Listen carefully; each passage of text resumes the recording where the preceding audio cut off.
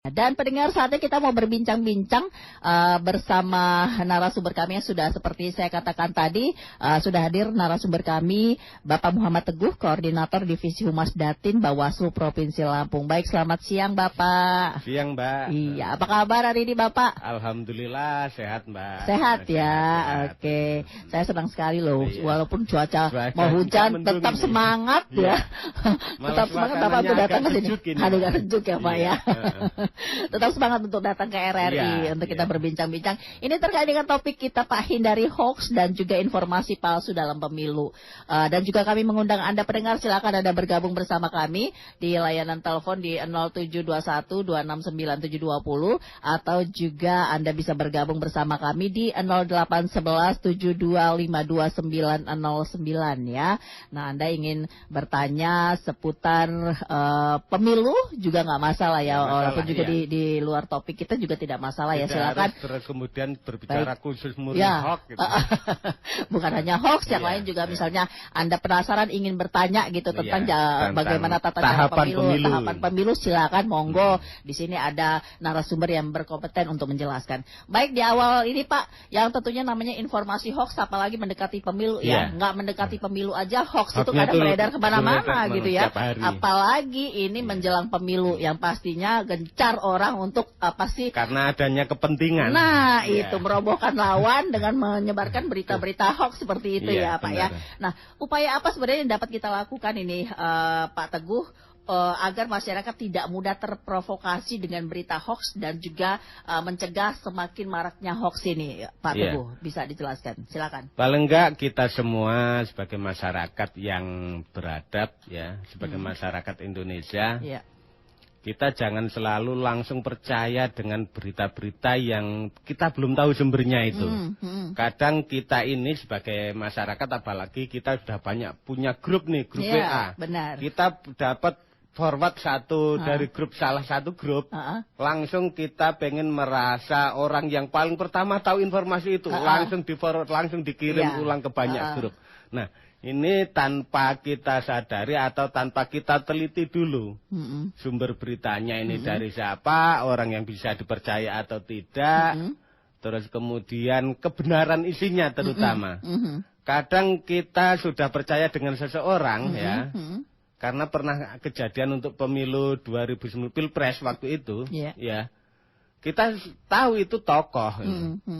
Dengan menyebarkan berita hoax katanya dianiaya orang itu kan. Nah, itu padahal dengan tokoh. Nah, maka kita perlu sebagai masyarakat perlu jeli ini melihat informasi ini tentang kebenarannya. Nah, bagaimana untuk mengetahui kebenarannya?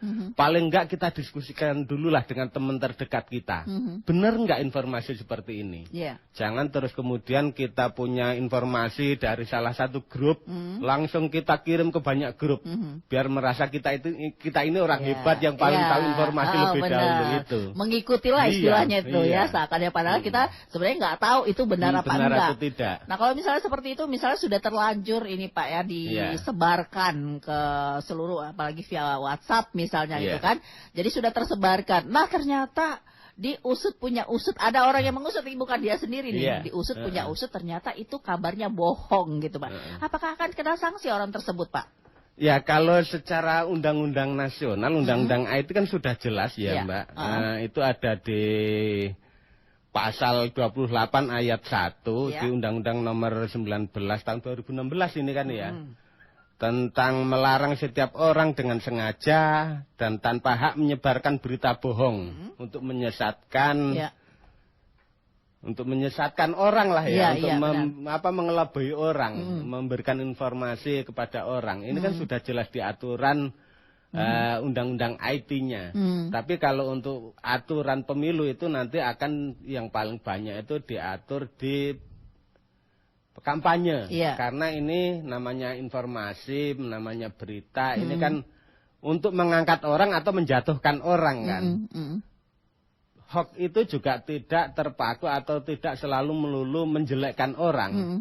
Mengangkat-ngangkat orang tanpa kebenaran yang asli, tanpa adanya kebenaran itu juga bisa dikatakan hoax. Misalnya nih salah satu calon, padahal dia ini tidak punya prestasi apapun.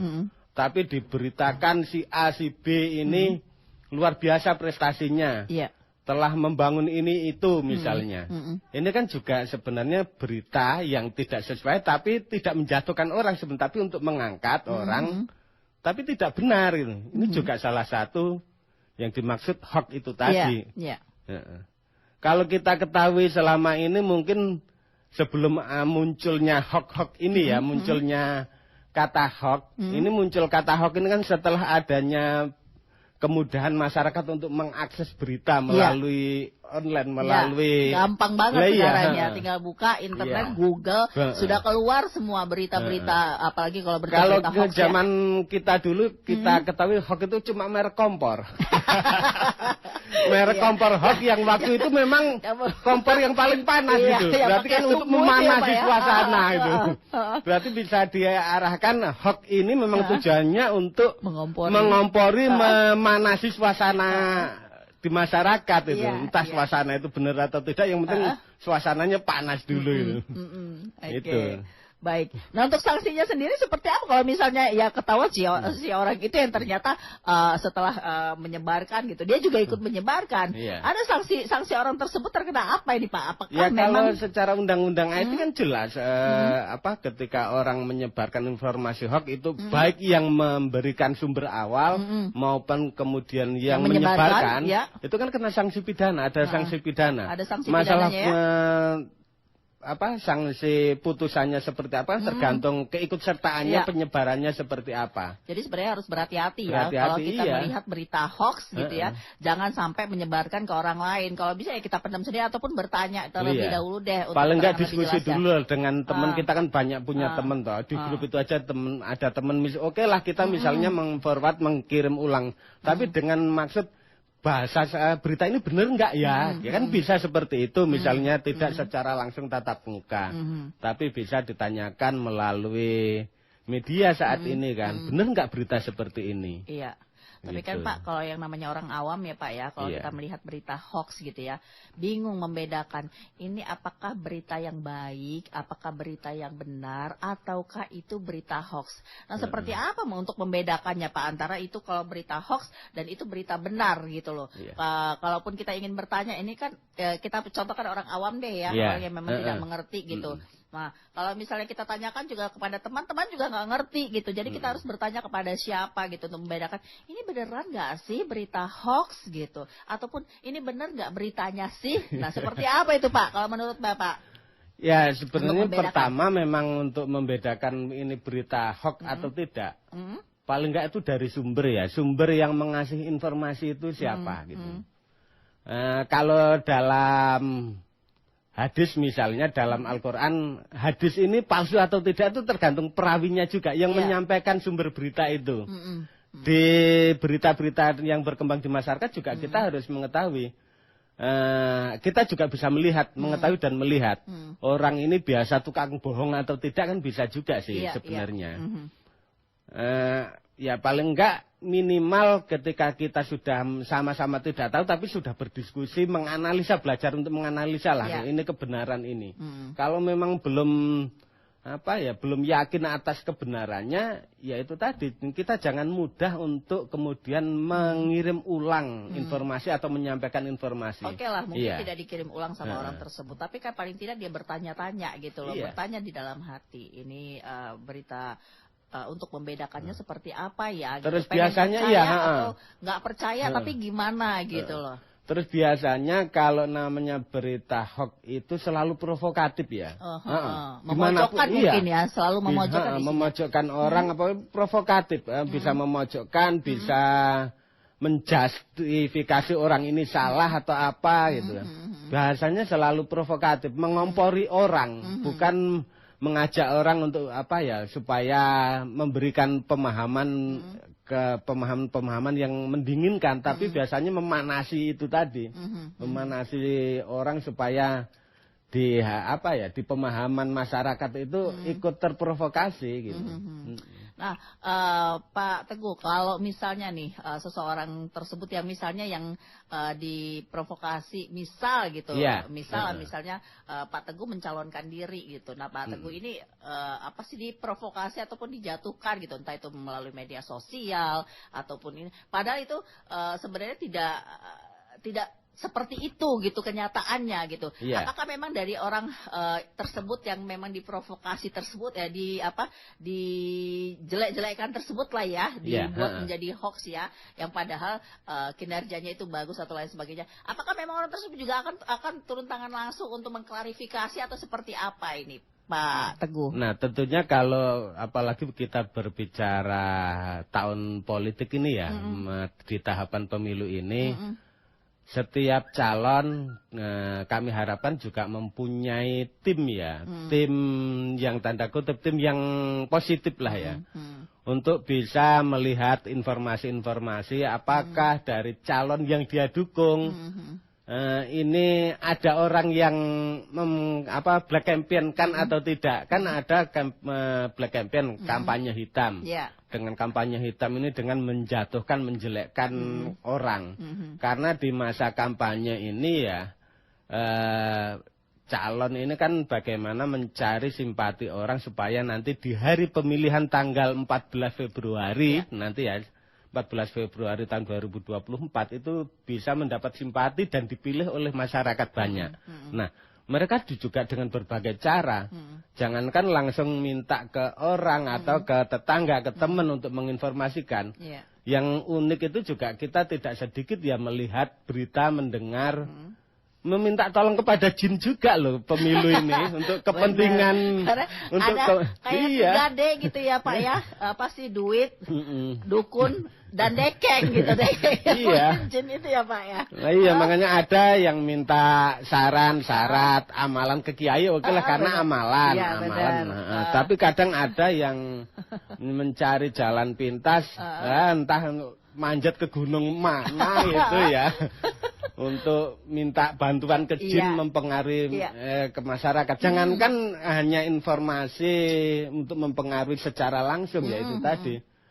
Jin aja diminta tolong. Nah, itu. Kan ya nggak jelas ini untuk harus seperti apa nanti. Nah, makanya kita juga sebagai tim peserta pemilu itu juga harus jeli ya. Tidak hanya bagaimana bisa mempengaruhi orang untuk memilih calon atau pasangan calon. Tapi juga harus melihat mempunyai tim, terutama sekarang ini di tim IT ya. Tim IT yang juga bisa melihat informasi lain. Jangan-jangan yang didukung atau dirinya ini dijatuhkan oleh orang gitu. Jadi paling tidak gini, seperti yang Bapak katakan tadi, tim IT. Jadi paling tidak untuk bisa mengklarifikasi mungkin Pak ya, hal-hal yang memang itu dibuat hoax oleh seseorang gitu untuk menjatuhkan dirinya seperti itu ya Pak ya. Oke. Biasanya terus ada juga informasi ini ya tidak melulu melalui media elektronik. Juga pernah ada kejadian dengan selebaran. Kalau elektronik juga kadang kan tidak semua orang bisa melihat secara langsung, terutama kan masyarakat kita yang ada di pedesaan, yang kadang di situ jaringan agak susah juga masih ada kan, yang black spot masih banyak di daerah kita. Ada selebaran. Nah, kita juga harus bisa melihat selebaran itu dari mana gitu loh. Kalau orang menyampaikan informasi yang niatnya itu memang untuk mengelabui atau membohongi orang, pasti memberikan itu juga tidak berani terang-terangan. Ada yang seperti itu. Asal ditabur di mana gitu, ditempel di mana. Nah, hal yang seperti ini yang perlu kita antisipasi ya, tentang kita membaca selebaran pengumuman ditempel di warung atau di mana. Ini perlu masyarakat juga bisa mengantisipasi, jangan selalu langsung percaya. Terutama tentang kejelekan orang. Kalau program oke lah ya. Kalau berkampanyenya berkampanye tentang program, itu memang yang diharapkan. Jadi ini kan sebuah harapan ke depan ketika seseorang itu dipilih atau masyarakat memilih, itu kan harus berdasarkan rencana program kerja para calon. Nah, ini oke lah kalau rencana para program. Tapi kalau sudah membaca kejelekan orang, kami berharap nggak usah dihiraukan, abaikan aja. Meskipun orang itu benar-benar jelek, tapi kalau sudah berbicara kejelekan orang, itu kami harap untuk diabaikan saja. Tapi ketika orang berbicara program, ya itu yang kita cari kan, ya memang bisa nanti program-program apa yang memang cocok dengan keinginan masyarakat kan. Kan nanti pasti terutama calon legislatif nih, dalam satu daerah kabupaten itu sudah pasti ratusan ya. Minimal calon atau minimal legislatif di provinsi di secara keseluruhan Indonesia, minimal dalam satu kabupaten kota itu ada 25 legislatif yang bakal terpilih. Ini tergantung jumlah penduduk kan, jumlah penduduk. Dan kalau di kabupaten itu 50 nih, maksimal. Karena kalau di kabupaten bisa sampai 50 lebih, itu jumlah penduduknya harus sampai 3 juta sekian. Ya sama tergantung 300. Kalau 1 juta ya benar 1 juta. 1 juta ke atas itu kan 50 anggota. Anggap aja 1 juta lah. 50 anggota. 50 anggota. Kalau partainya ada 10 saja. Berarti kan calon itu sudah 50 kali 10, 500 calon. 500 calon banyak ya, Pak ya? 500 calon. Kan ini luar biasa banyaknya orang yang akan berebut meminta simpati kepada masyarakat. Nah, maka perlu dipahami kepada masyarakat yang paling enggak ketika bicara program kita dengarkan. Tapi kalau sudah menjelekkan orang, abaikan saja gitu. Jadi kita harus harus jeli lah ya tentang hal itu ya Pak ya. Jadi kalau misalnya hal-hal yang memang ada kampanye-kampanye juga yang memang menjelekkan salah satu calon pemimpin lainnya itu, harusnya kita bisa memilah gitu ya. Yang mana yang memang harus kita pilih gitu sesuai dengan kita sebagai warga negara yang baik kan berbicara kejelekan orang aja yang itu asli ada memang itu kan tidak boleh berbicara kejelekan orang, apalagi yang belum jelas ini dia jelek atau tidak kok kita bicarakan kejelekannya padahal belum tentu jelek. Nah, makanya lebih baik membicarakan kebaikan orang, terserah itu orangnya baik atau tidak, tapi ketika kita berbicara orang itu baik kan kita dapat pahala lah paling enggak ya. Iya benar. Baik Pak Teguh, kita masih bincang-bincang terkait dengan menghindari hoax dan juga informasi palsu dalam pemilu ya, karena memang apalagi menjelang detik-detik ataupun menjelang waktu memasuki pemilu di tahun 2024 ini pasti marak sekali yang namanya berita hoax gitu ya, berita yang saling menjatuhkan dan lain sebagainya. Nah Bapak, kalau tadi Bapak sudah menjelaskan untuk menyikapi berita hoax yang berkembang saat ini, itu sudah dijelaskan seperti apa. Nah kalau untuk menghindarinya sendiri Pak, apakah sama dengan kita menyikapi hal tersebut ini Pak? Silakan. Ya, menghindari dengan menyikapi paling enggak. Kita kan juga selain menghindari juga menyikapi, mengkanter lah paling enggak ya, mengkanter supaya berita hoax itu tidak berkembang kan itu tujuannya. Kalau menghindari berarti tergantung orang ini. Susah sih dihindari ya kalau sudah namanya berita sudah nyebar ya. Kalau dihindari susah, bisanya mengkanter. Terkait kalau berita hoax itu kadang-kadang tergosip orangnya Pak ya, semakin digosip semakin sip kayaknya. Karena ini bentuknya suara, bentuknya tulisan. Untuk menghindari ya sudah tidak bisa dihindari, namanya memang sudah menjadi tren sekarang ini ya, menjadi tren orang untuk menyampaikan informasi. Karena mudahnya media sekarang ini, tapi paling enggak kan kita bisa menyikapi, untuk menyikapi supaya hoax ini tidak berdampak yang yang negatif kepada masyarakat, berdampak yang signifikan kepada kita semua. Paling enggak itu tadi, ketika kita mendengar informasi tentang kejelekan, abaikan. Tapi ketika siapapun itu yang menyampaikan lah ya. Siapapun itu yang menyampaikan, kiai pun misalnya, mohon maaf ya, atau tokoh lingkungan, kalau sudah berbicara, nggak mungkin kalau kiai mau menjelekkan orang, dia udah paham aturan bener kan. Ini kasaran ngomong. Tokoh pun yang menyampaikan tentang kejelekan orang, abaikan. Karena berbicara kejelekan orang itu sendiri kan sudah tidak boleh membicarakan kejelekan orang lain. Paling enggak kita ambil informasi-informasi itu yang membangun, yang positif saja. Tentang berita-berita. Kadang ada juga ya informasi sepertinya positif ini. Ini membangun. Tapi juga bisa informasi itu ternyata tidak benar juga. Gitu. Jadi memang masyarakat itu harus jeli ya. Jadi apa sih untuk memilih gitu. Nggak misalnya karena dia tetangga saya, tapi kalau melihat sikap dari tetangga kita yang mencalonkan diri, misalnya ingin menjadi pemimpin gitu seperti itu, kan kita bisa melihat ya Pak ya seperti apa gitu sepak terjangnya, apalagi itu secara langsung. Dan kalau misalnya memang kita tidak mengenal tokoh tersebut, tapi paling tidak kita melihat dari misi-misi, dari penyampaian yang memang tidak menjelekan, mungkin itu bisa menjadi satu hal yang bisa kita ambil gitu ya Pak ya, bahwa untuk pilihan kita itu nantinya. Terus perlu kita ketahui bersama ya, memang masa kampanye ini nanti sangat pendek dibanding masa-masa kampanye pemilu-pemilu sebelumnya, Mbak. Kenapa bisa begitu, Pak? Memang sudah ditetapkan, disepakati antara DPR, pemerintah, terus penyelenggara pemilu, itu masa kampanye ini hanya 75 hari. 75 hari itu terhitung setelah ditetapkan sebagai calon sampai nanti H-3 sebelum hari H. Itu cuma 75 hari.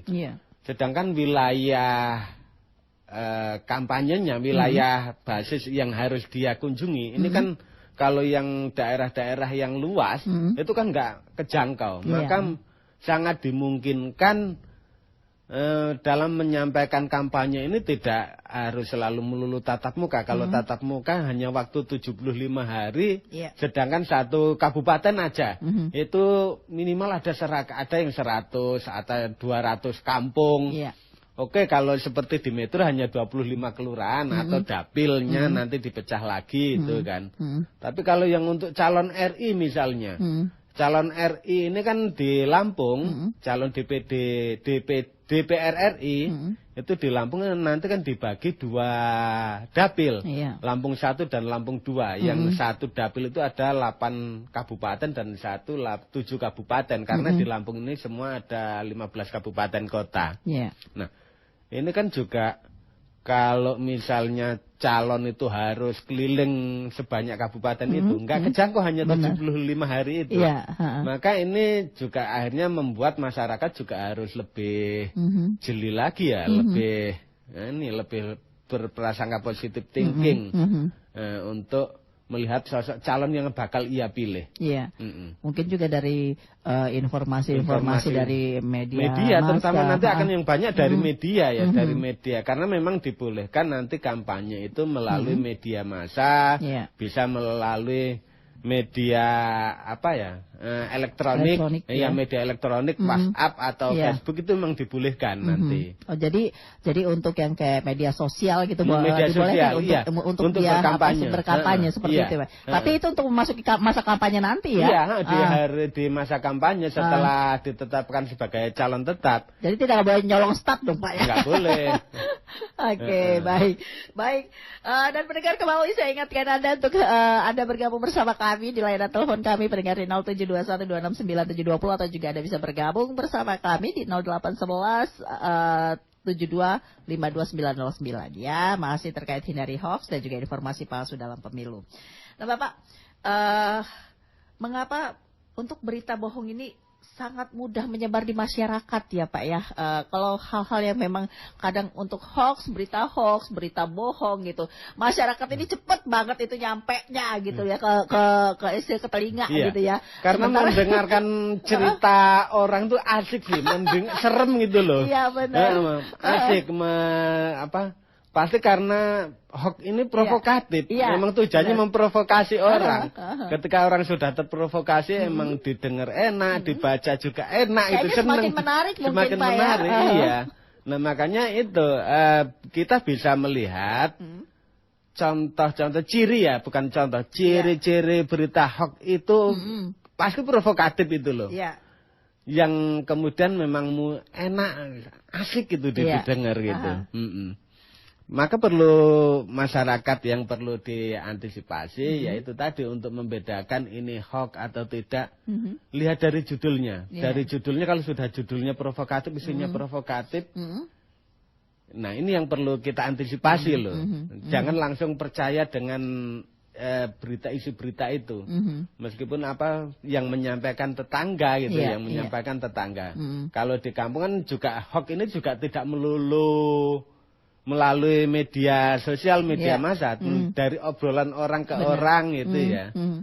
Yang tadinya mungkin ngobrol santai, nggak tahu beralih ke hal-hal yang menyangkut pemilu gitu. Apalagi misalnya ada seseorang yang dicalonkan gitu, sudahlah menjadi obrolan mungkin semakin asik ya, semakin asik hingga beralih ke berita hoax seperti itu berita ya Pak. Hoax, ya.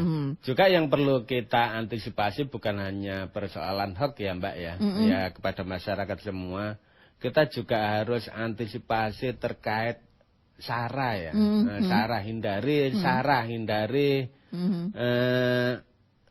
suku, agama, ras. Oke lah Bapak Ibu masyarakat semua punya pilihan karena oh itu kiai, oh itu pendeta, oh itu Jawa, oh itu Lampung, saya sesuaikan dengan kondisi saya. Oke, itu menjadi pilihan masyarakat, sah-sah saja. Tapi jangan terus kemudian dijadikan bahan kampanye. Jangan milih itu orang Jawa atau jangan milih itu orang Cina atau apa. Ini jangan disampaikan seperti itu. Kalau secara pribadi mau memilih karena ras, ya silahkan, tapi jangan kemudian dijadikan bahan kampanye untuk mengajak orang sehingga untuk menjelekkan calon atau mengunggul-unggulkan calon karena ras itu ras, karena agama. Karena negara kita kan sudah sudah sepakat, sudah menjadi pilihan negara republik. Yang memang Indonesia ini sudah berasaskan Pancasila, itu sudah menjadi pilihan final sudah tidak bisa diotak-atik. Itu dulu dari perjalanan perjuangan yang panjang itu bisa menentukan itu. Yang kalau kita ketahui bersama saat ini ya, Indonesia ini kan luar biasa sebenarnya. Dari berbagai macam suku di Indonesia, beratus-ratus mungkin ribuan suku ada. Suku bangsa, suku agama, juga tidak hanya satu agama. Tapi bisa nyatu itu loh. Kalau kita lihat di luar negeri, satu negara itu hanya satu suku juga banyak yang ribut gitu. Kadang ada beberapa suku itu dipangku oleh beberapa negara. Beda negara sama suku misalnya, itu juga banyak yang ribut. Kalau Indonesia ini sudah luar biasa ya kepada masyarakat. Kita ini sudah bermacam-macam suku, agama, ras, apapun lah ada di Indonesia ini. Tapi kita bisa disatukan oleh Pancasila saat ini. Silakan yang punya pemahaman keagamaan, misalnya Islam, Hindu atau Katolik, itu untuk kepentingan ibadah kepada Tuhannya masing-masing. Tapi kalau berbicara kepentingan negara, kita tetap harus mengutamakan, harus wajib ini berasaskan Pancasila. Itu sudah menjadi bentuk kesepakatan negara kita. Pak Teguh, ada nggak sih undang-undang yang mengatur tentang penyebaran informasi ini, Pak? Ya ada di undang-undang IT itu, Mbak. Undang-undang IT ya. Tentang hoax kan sudah jelas diatur di Undang-Undang nomor 19 tahun 2016 ya. Berarti memang sudah ada undang-undangnya untuk penyebaran informasi. Iya benar. Oke, baik. Nah, Pak Teguh, seperti apa sebenarnya pengaruh hoax politik sendiri dalam era post-truth terhadap ketahanan nasional dan juga dampaknya pada kelangsungan pembangunan nasional saat ini, Pak? Ketika kita bicara secara luas pembangunan nasional, ketika kalau melalui informasi-informasi yang tidak benar, informasi yang jelek, ini kan akhirnya setiap orang akan berpikir negatif akhirnya. Apapun orang sudah berbuat baik, berbuat apapun, kalau kita sudah berpikirnya negatif thinking, akan selalu menjustifikasi orang itu salah, orang itu tidak benar. Sehingga akan menimbulkan kegaduhan. Pertama paling enggak kan kegaduhan di hati kita. Ketidaknyamanan di hati kita ketika kita sudah menjustifikasi lingkungan orang itu salah. Di hati kita sudah tidak tenang, apalagi secara luas nanti akhirnya kan. Secara luas dengan lingkungan, dengan masyarakat, dengan pemerintah, kalau sampai sudah ada ketidakpercayaan, itu akan susah masyarakat dan pemerintah untuk bersatu itu. Apapun bentuknya, masyarakat juga butuh pemimpin, pemimpin juga harus butuh masyarakat. Kalau nggak ada masyarakat, siapa yang mau dipimpin juga gitu kan ya. Benar banget, Pak. Ini sudah suatu yang memang harus seperti itu ya. Ada pemimpin dan ada yang dipimpin. Sejelek-jeleknya pemimpin itu lebih baik ada pemimpin dibanding tidak ada pemimpin sama sekali. Gitu loh. Baik, tanpa pemimpin ya masyarakat bakal amburadul ya, ya Pak ya. Hukum rimba akhirnya. Oke, baik. Pak Teguh, kan kalau pemilih pemula ini yang kadang-kadang masih bingung ya saat ini karena mereka ingin memilih seperti apa sosok yang bakal menjadi pemimpin yang ke depan untuk masa depannya seperti apa gitu. Yang pastinya kan mereka masih bingung. Nah, bagaimana untuk mengantisipasi hoax bagi pemilih pemula dalam pemilihan presiden di tahun 2024 ini, Pak? Kita ketika mau memilih itu kan harus melihat sebagai masyarakat ya. Program kerja lah yang ditawarkan itu seperti apa. Terus kemudian track record calon. Selama ini calon itu seperti apa. Terutama kalau pemilih yang sudah berkali-kali, itu juga tidak menjamin mereka pilihannya benar juga loh, Mbak. Iya. Ini tergantung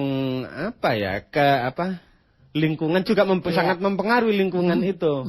Ketika lingkungan itu sudah kenceng menyampaikan informasi yang hoax, ya mau tidak mau kadang orang terpengaruh.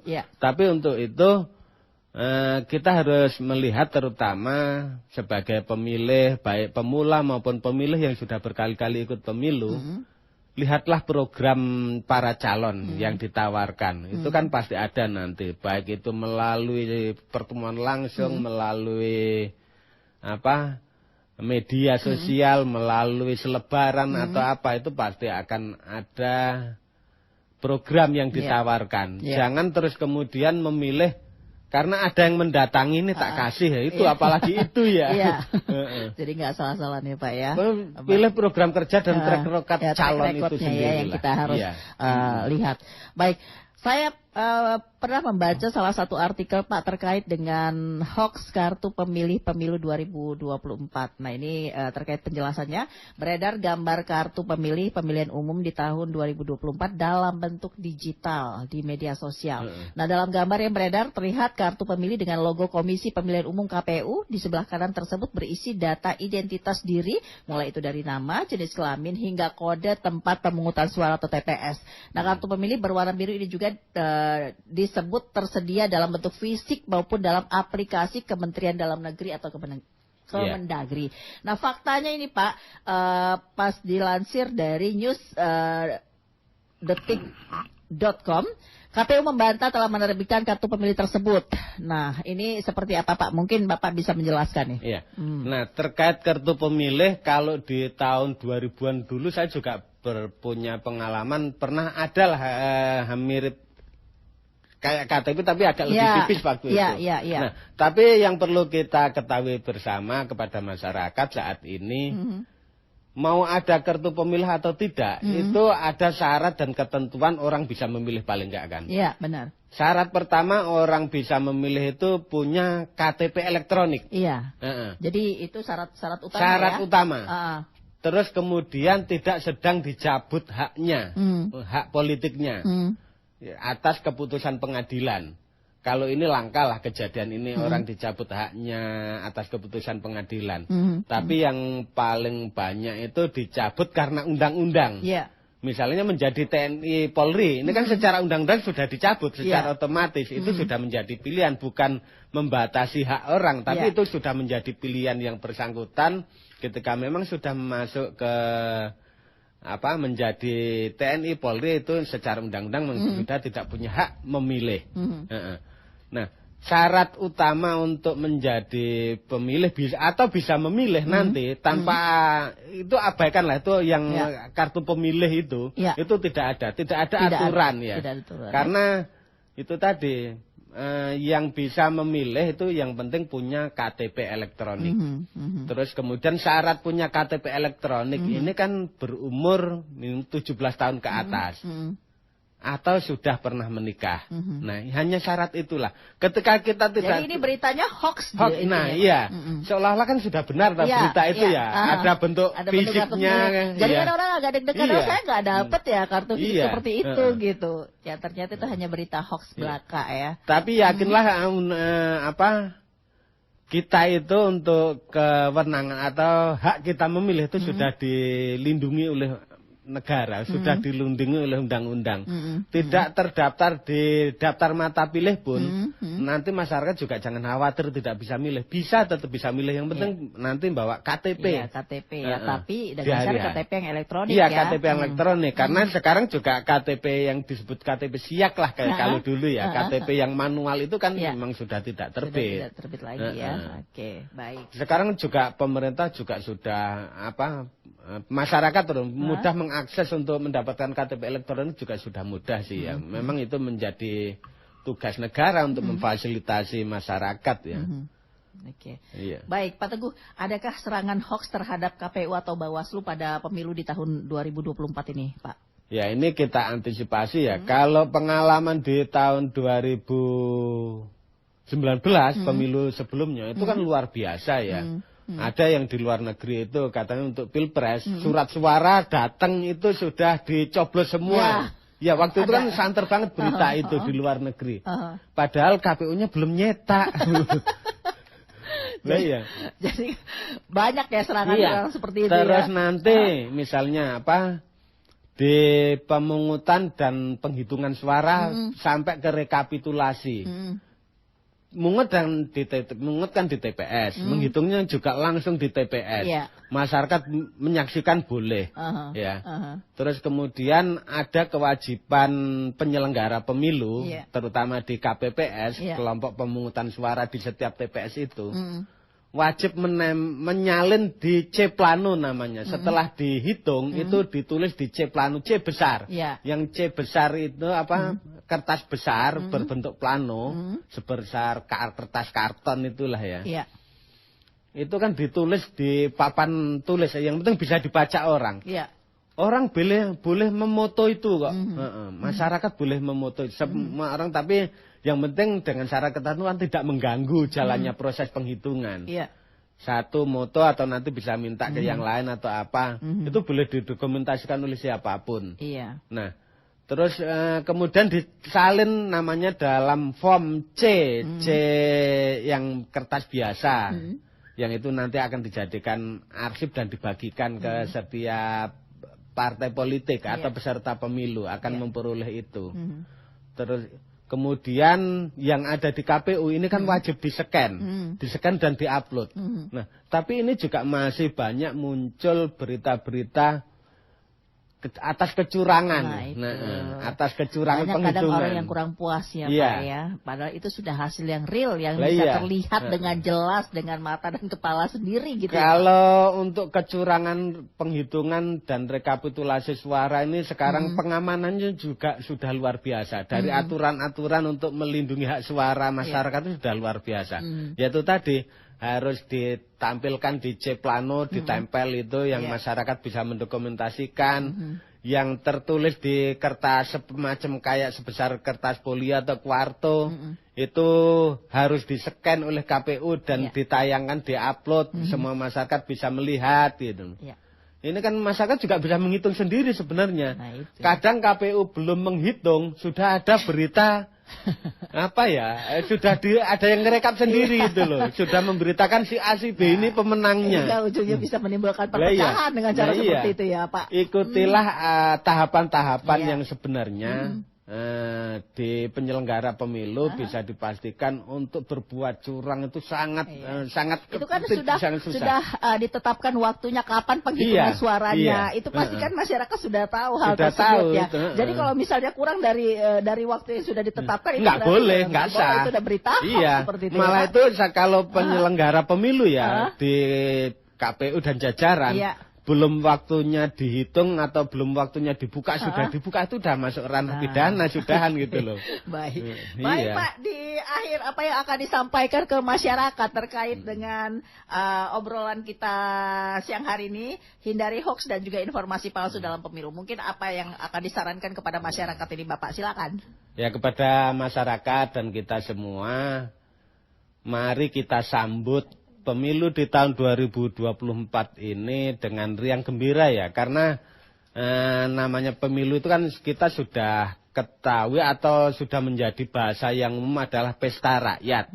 Mari kita laksanakan pesta ini dengan riang gembira, jangan pesta itu terus kemudian menjadi perpecahan di antara kita. Jangan sampai gara-gara beda pilihan dengan tetangga, dengan keluarga, dengan suami istri bisa pecah itu. Jangan sampai itu ya, karena beda pilihan. Yang kita pilih menang sudah duduk di sana santai, kita yang berkepanjang ributnya berkepanjang belum selesai. Hindari itulah. Silakan semua masyarakat punya hak pilih, tidak ada yang bisa mempengaruhi, memaksa ya. Kalau mempengaruhi silahkan kalau bisa dipengaruhi, tapi memaksa yang tidak boleh. Silahkan masyarakat punya hak masing-masing untuk menentukan pilihannya, jangan merasa diintervensi. Mau diintervensi seperti apapun, milihnya kita kan di bilik suara, nggak ada yang tahu. Nah, maka mari kita sambut hari di tahun politik untuk pemilu serentak di tahun 2024 ini. Kita sambut dengan riang gembira lah, dengan riang gembira, dengan sukacita, dengan damai, jangan gara-gara pemilu, yaitu tadi yang saya katakan tadi, dengan suami istri, dengan anak, dengan orang tua jadi berpecah, apalagi dengan lingkungan. Karena pilihan yang berbeda. Pilihan berbeda. Baik, terima kasih Pak Muhammad Teguh, Koordinator Divisi Humas Datin Bawaslu Provinsi Lampung, sudah menjelaskan terkait topik kita hari ini, hindari hoax dan juga informasi palsu dalam pemilu. Mudah-mudahan masyarakat tidak cepat terprovokasi oleh berita-berita hoax ya Pak ya, sehingga kita bisa terhindar dari segala hal yang tidak kita inginkan ya Pak ya. Baik, terima kasih Bapak. Mungkin lain waktu kita bisa ketemu kembali ya dengan tema yang lain ya Bapak ya. Pemilu. Oke, baik. Pendengar, sampai di sinilah bersama saya dan Anda di program Seruit, Siang Seru Inspirasi Teman Spesial Pemilu bersama narasumber kami Bapak Muhammad Teguh, Koordinator Divisi Humas Datin Bawaslu Provinsi Lampung, dengan topik hindari hoax dan juga informasi palsu dalam pemilu. Semoga apa yang disampaikan beliau tadi bisa bermanfaat untuk kita semua ya. Jangan ada yang namanya berita hoax bisa membuat diri kita menjadi hancur, apalagi hancur dengan keluarga atau dengan yang lainnya. Nah, kepada masyarakat juga saya minta waktu sebentar. Kalau belum masih butuh informasi terkait pemilu, silakan masyarakat mendatangi sekretariat atau kantor kami, baik provinsi, kabupaten, kecamatan, kami semua sudah lengkap. Jadi siap ya untuk melayani masyarakat apabila ingin menanyakan hal-hal sampai ke tingkat desa kami sudah ada di KPU itu ada PPS. Di Bawaslu pengawas itu ada pengawas desa atau kelurahan. Silahkan berkomunikasi, menanyakan kepada mereka. Kalau misalnya harus tanya kami di provinsi jauh banget gitu, bisa tanya di kabupaten, bisa komunikasi di kecamatan atau desa. Terima kasih. Ya. Dan pendengar, saya akhiri kebersamaan di program Dialog Seruit kali ini, Siang Seru Inspirasi Teman Spesial Pemilu, dengan ucapan wassalamualaikum warahmatullahi wabarakatuh.